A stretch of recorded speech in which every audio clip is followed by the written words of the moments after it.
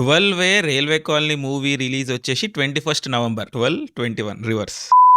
But anyway yes 12 Railway Colony trailer ఇందాకనే drop అయింది.